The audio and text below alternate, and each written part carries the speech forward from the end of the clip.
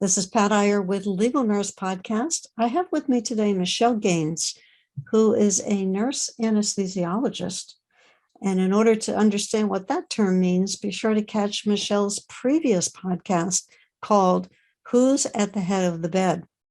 We're talking about a different topic today. We're going to focus on enhanced recovery after surgery, better known as ERAS.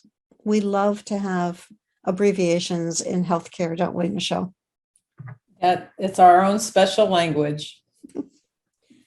Tell our listener or our viewer who's watching this on our YouTube channel or our listener, just what is ERAS? ERAS is new to many healthcare providers and the general population. It's enhanced recovery after surgery. It actually was started in Northern Europe in 2001 by some colorectal surgeons trying to meet the nutritional needs of their patients before and after surgery. It came to the United States in about 2013, was hosted by Duke. Duke University is always right up top of new things going on. And in 2015, the very first, and we'll call it ERAS from this point on, protocols were actually implemented in Connecticut. So that's when they actually got started in the United States. In 2018, Dallas, VA, Texas, hosted the first annual Congress of ERAS for the United States. So I would say 2018 is when it really got started in the United States.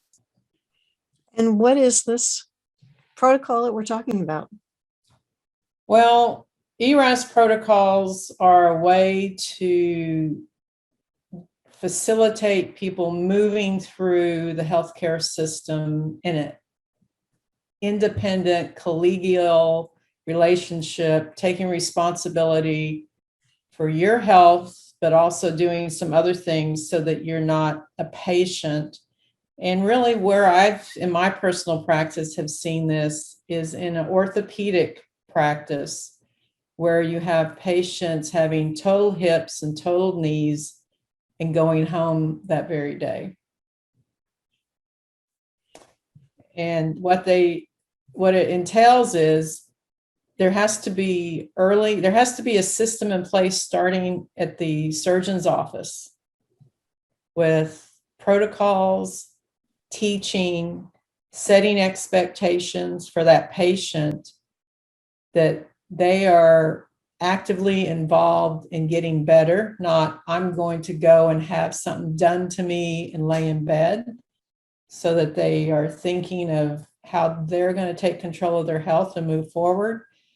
And it comes into the anesthesia world in that we try to give less narcotic by giving more regional anesthesia, by giving multitudes of medications that block pain reception that are oral medications that are not narcotics, so you can really decrease the amount of narcotic. By not having the patient fast for long periods of time. There's been studies out that show this nothing to eat or drink after midnight, but your surgery is not till 2:00 in the afternoon is really a negative thing for the patient. And so allowing patients sometimes to have a small light breakfast all the way to having clear liquids and water up to a few hours before the procedure. Now, that being said, there are some caveats to certain patient populations, but for the patient population that's being selected to do this outpatient general surgery, they are usually healthy enough that they can have the liquids right up until a couple hours before they have their surgery. There's also having a carbohydrate beverage keeps the blood sugar from dropping out, so that their NPO status is just for a very short period of time. They wake up, they're not dehydrated, they're ready to go into their physical therapy, getting up, getting walking, getting moving. You know, you're slaying the sacred cows, Michelle. The thing that's engraved on the brain of every nurse, NPO after midnight. When was the last time you ate or drank? And now you're saying maybe you could be eating something or drinking something prior to surgery within limits, it sounds like. Within certain patients, and I would say we have an anesthesia, a classification system called ASSA Classification 1, 2, 3, 4. 1 and 2s are fairly healthy people, and that's the population this is geared towards. You could be a 3 possibly, but the people with diabetes, and this is part of the ERAS protocols, is if your diabetes is out of control, if your blood pressure is out of control, if you have coronary artery disease that has not been well managed, you don't meet the criteria to be in an ERAS program. Part of the ERAS program is any kind of medical condition like that would be addressed and would be under control before the day of surgery. Pat, we have patients come in for anesthesia that maybe don't go to the doctor, maybe got their arm twisted to come in and get that cataract done by family members so they could see, and we find them in atrial fib and they have no treatment and didn't even realize it. That would not be a patient that would be in an ERAS protocol. We want people that are well controlled, their medical conditions are well controlled, and they have the attitude of, I'm in charge of getting better. I know when my husband had his cataract surgery just recently, and he is diabetic, the instructions enabled him to have something to drink. And I think it was like maybe 3 hours prior to arriving in the surgery center. And he was pleasantly surprised because he wanted to also to be able to drink water to take his pills.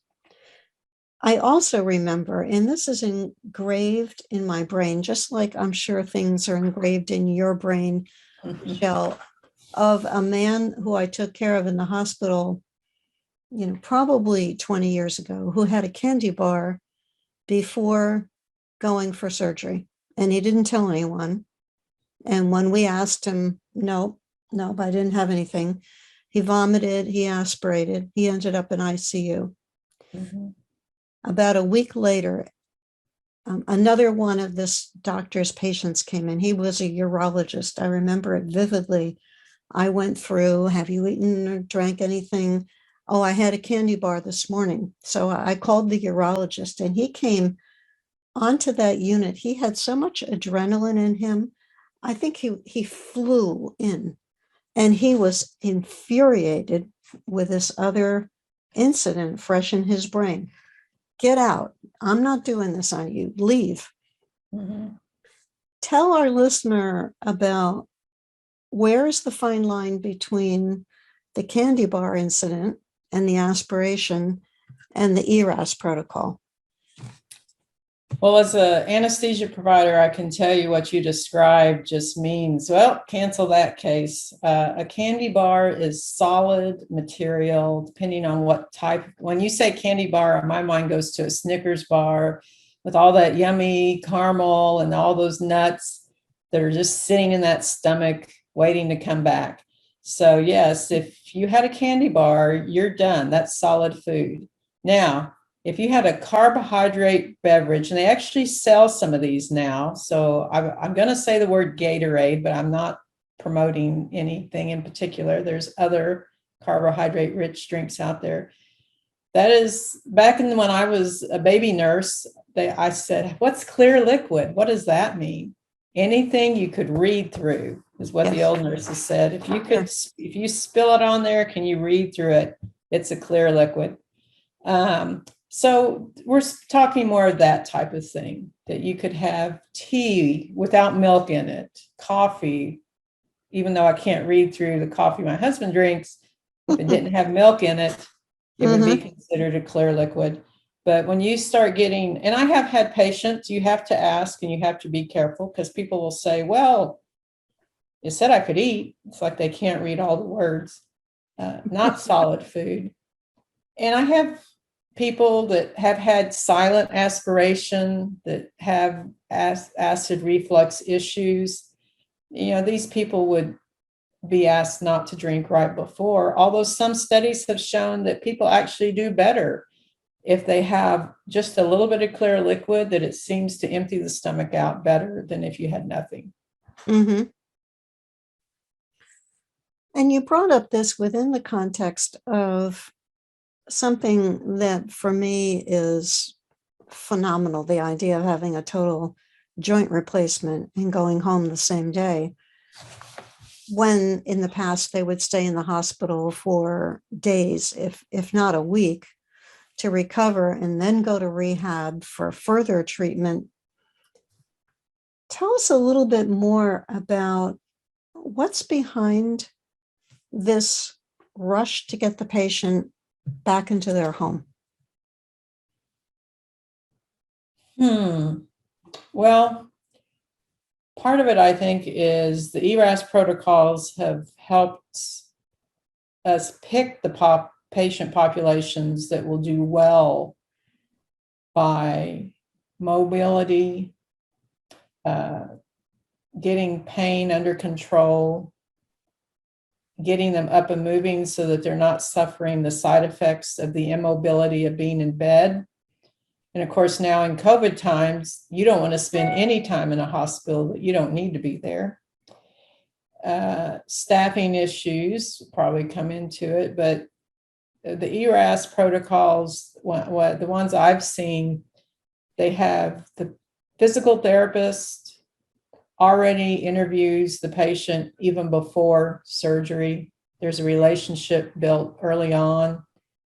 The patient can, and I almost want to call it client instead of patient, because we don't want to make these people sick.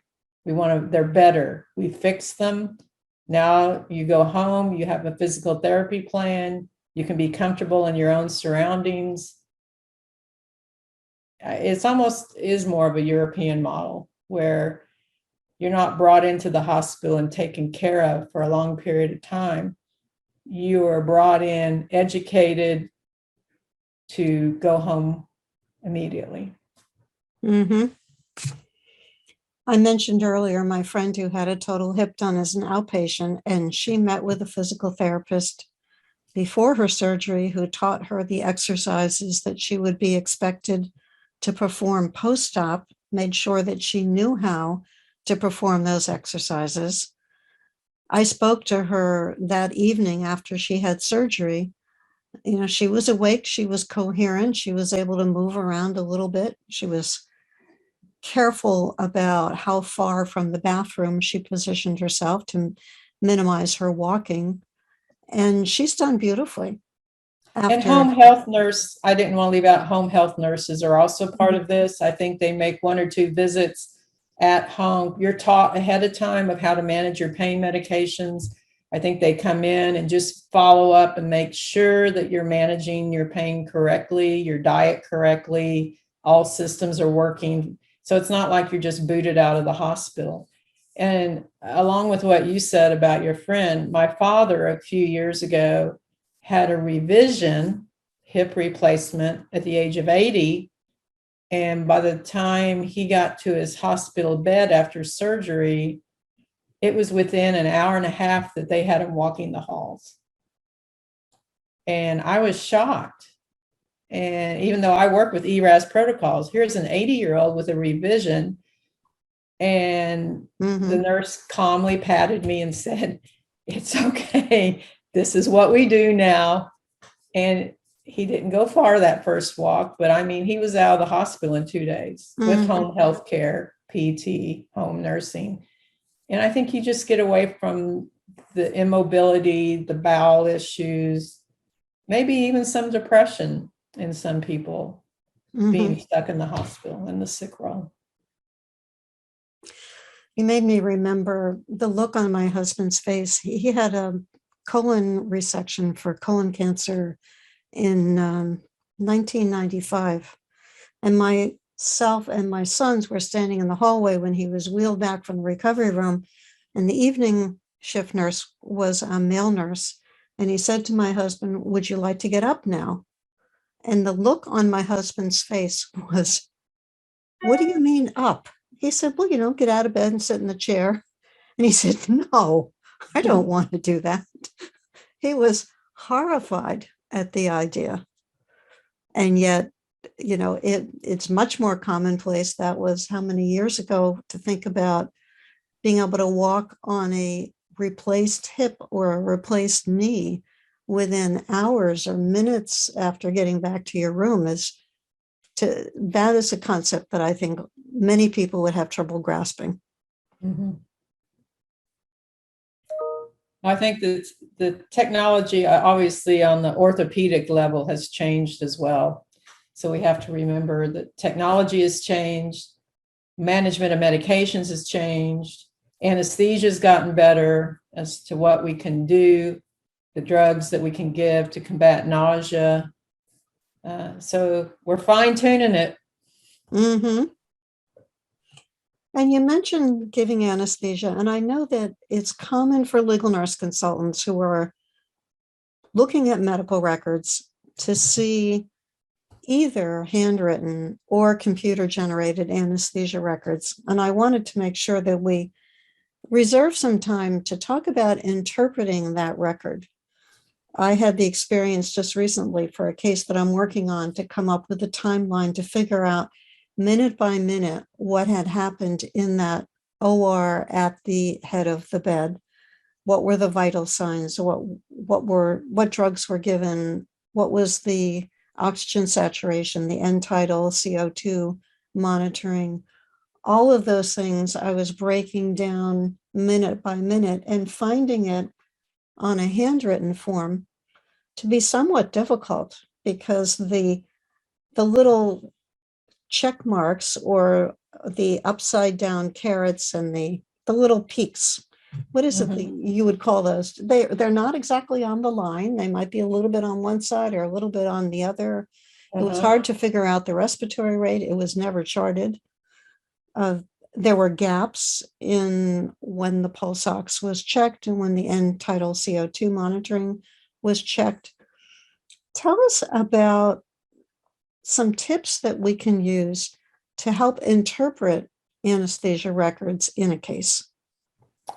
Well, just as we mentioned in a previous podcast about our private little language in nursing, anesthesia is like a secret code. You're right. Reading all those, we call them the flying geese, the V's going different directions. What does that all mean? And the timeline is not, it's a dynamic timeline, even though the piece of paper will be maybe divided up, the graph itself, into either 15 or 5-minute intervals.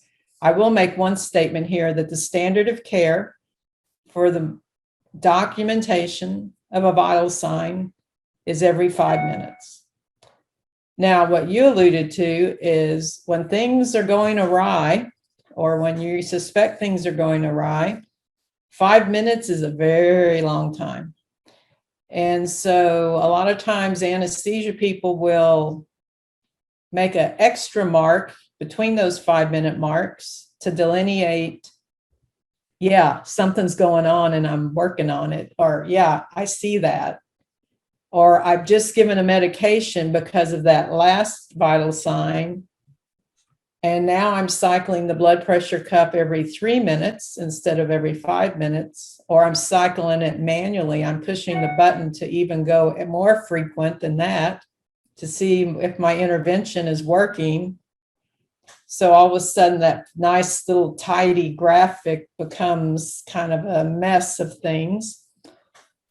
In anesthesia world, when we're referring to the graphic, if you were to come in and give me a break and you would say, how's this patient doing, Michelle? And you look down at my graphic and those little geese lines were just all lined up real pretty. We call that railroad tracks. And that means the patient's in a good flight path. Nothing exciting is happening. They're just dialed in where they need to be. When those little geese start getting all crazy kind of flight patterns, that's when something's going wrong. Oh, and I've seen graphs like that, Michelle. It's like a crooked line. There's no railroad track pattern at all. There's ups and downs, and more concerning is gaps when there's nothing recorded. Yes, gaps are a problem. Now, I will say that I think you have to keep in mind that in the anesthesia world, especially when you're dealing with anesthesia providers that maybe aren't in big centers, they never converted all the way to the electronic record. And so that person may very well be charting on paper. You may be seeing a copy of the paper. You may be seeing a report pulled from that paper by an IT department into an EMR system that's part of the hospital. A clue for that is if you see a graphic that only has every 15-minute vital signs, I will tell you that there is more information. You need to go back to somebody and ask for more information, because no anesthesia provider, whether it's a nurse anesthetist, an anesthesiologist, or an anesthesia assistant, is only documenting every 15 minutes. Not the vital signs. Now, the end-tidal CO2, like you referred to, a lot of times that will be documented in writing as a number, like I'll just pick a number 42, and that might be documented every 15 minutes. That is not documented every 5, but the blood pressure, heart rate is every 5. What about the pulse ox? How often should that be checked? Well, it's continually checked by the person that's sitting there watching, but it's only documented every 15 minutes along with the airway. And there again, you may see if there's an event, there may be extra numbers written in or extra numbers captured. Sometimes if it's an electronic system that's capturing these numbers and putting them up on the report, the number may not really reflect what's going on because of something that's going on clinically. Maybe they're in a code and the pulse ox got knocked off and it didn't get noticed for a few minutes, because we've all been in codes and know how hectic those can be. Or the blood pressure is so low at that moment, the pulse oximeter is not registering or is not registering correctly. Once they get below a certain number, the numbers don't mean anything anymore. I've walked into a room and a pulse oximeter is hanging from an IV pole and the fluorescent light is triggering the mechanism, and the monitor's reading an 86, and there's nobody in the room but me and the ghost. Oh. So you have to be careful about what the numbers are. I know you mentioned end-tidal CO2. In the ACLS protocols now, they tell you to be mindful of the end-tidal CO2, as it tells you how well the heart is functioning. So the patient may be intubated with 100% oxygen on a ventilator, and if they're in a code type situation, the end-tidal CO2 may drop out because the heart function has dropped out. So you have to, it can get mucky, let's just say that. And then to clarify, when an electronic medical record is being generated and there's an electronic anesthesia record, is the data on the anesthesia record coming from the monitoring equipment, or is the anesthesia provider putting in 100/60 or respiratory rate 22? Oh, it is a mess out there. I'll tell you that. Working at some small places that are trying to convert over, you can be strictly paper. You can be using an anesthesia machine that is absolutely adequate and a monitor that is absolutely adequate, but they don't have the capabilities to what we call slave in to the new technology. They don't have a plug hole anywhere to get that data out and put it somewhere. So if you have older equipment, even though you may even have an iPad or a tablet of some sort that you're charting on, You may have to enter those numbers yourself because of the monitor device around you. Mm, So it's all kinds of mix. There's no straightforward. Now, I would say for most people working in large tertiary care centers, that's already been taken care of. They're working with electronic medical record that's being pulled continuously from that monitor. If they have the newer equipment, you may be able to actually go back into that monitor and pull out even more information. But if you're working in older equipment, once that monitor is turned off, those numbers are gone. So it's a continuum from all paper to some charting to charting with electronic to a total electronic. mm. And is there any way to tell by looking at an electronic medical record whether the provider entered that data manually versus it came from the monitoring equipment? You're probably getting out of my wheelhouse. I will say we have some wonderful people on LNC Connection that do EMR records that could explain all that much better than I could. But I will tell you that anesthesia people are very regimented. We pay attention to detail. Look at the charting itself, and that would guide you to what's going on. We don't just give drugs to give drugs. If somebody's giving a drug, they're giving it in response to something that's going on. Mm-hmm. And having someone, I'm not going to pick a drug, but having someone that knows the pharmacology, how those drugs work, why they work, what's the timing of giving the drug, that's our specialty. And I can look at how it was charted and kind of to explain what's happening in that moment of why that's happening like that.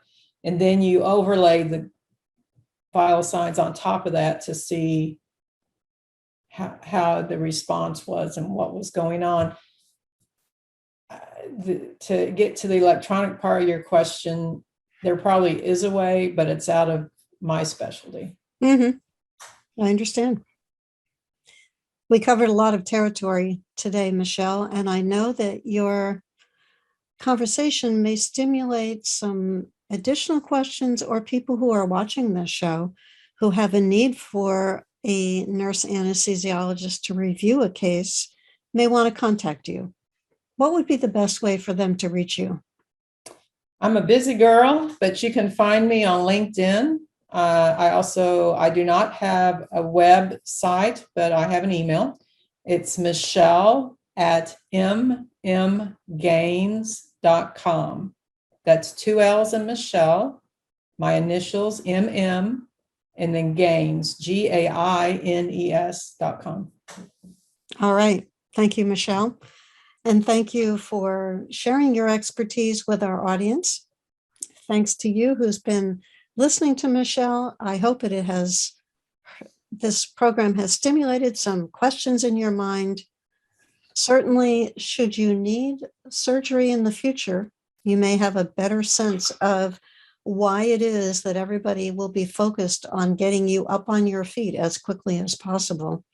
And if you are analyzing a case as a legal nurse consultant that involves surgery, Michelle's area of expertise is designed to help you with that responsibility. Be sure to come back next week for a new show and a different topic. Thanks so much.